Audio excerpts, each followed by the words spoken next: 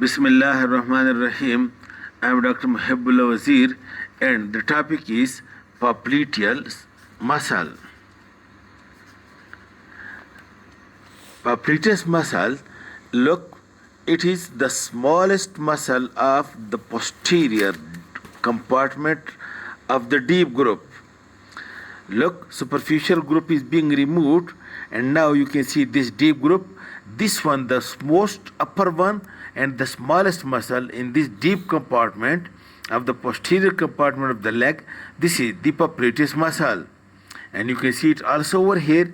This is the popliteus muscle, and it make the floor of the popliteal fossa, and you can see the tibial nerve and the popliteal artery passes over the popliteus muscle, that is posterior or superficial to the popliteus, while dissecting from the popliteal fossa.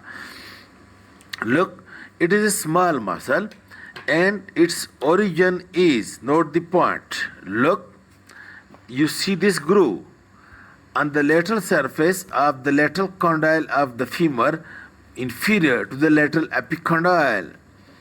The tendon of the popliteus, it originate from this groove, and then the tendon enters through the capsule of the knee joint, and then over here it is intracapsular and running in through the capsule inside the joint cavity. This tendon of the popliteus muscle, it take origin, look, some fibers from the capsule as well, over here is the capsule, and some fibers from the arcuate popliteal ligament of the knee joint. I will show you the arcuate popliteal ligament. And then over here, over here is the lateral meniscus. It tendon passes posterior to the lateral meniscus and also get attached to the posterior border of the lateral meniscus. In this way, three origin, from the groove, and then from the arcuate popliteal ligament of the knee joint, and then fiber from the capsule, and also from the posterior border of the lateral meniscus. But the attachment to the lateral meniscus is not in all, it is in some percentage.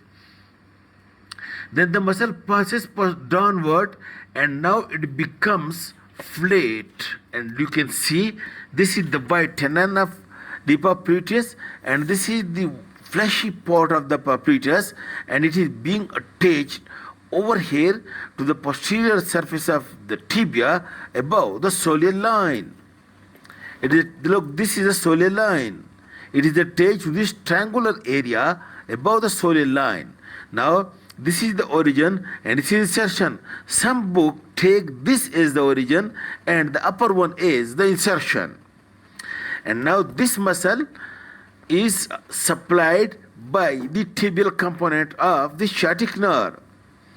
And note the point that in some individual, a small sesamoid bone is present in the tendon of the popliteus. If present, this is being called as sciamella. The small sesamoid bone, that is called as sciamella, while a small sesamoid bone in the lateral tendon of the gastrocnemius is called as fibula.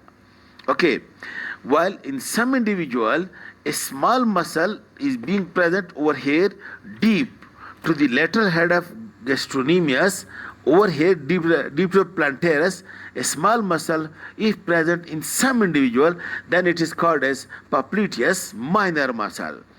Now, what is the action of popliteus? Look, when the foot is on the ground and the tibia is fixed and the knee is being extended like this, knee is being extended, and you already know that to get full extension of the knee, the femur rotate medially upon the tibia, which is called as locking of the knee.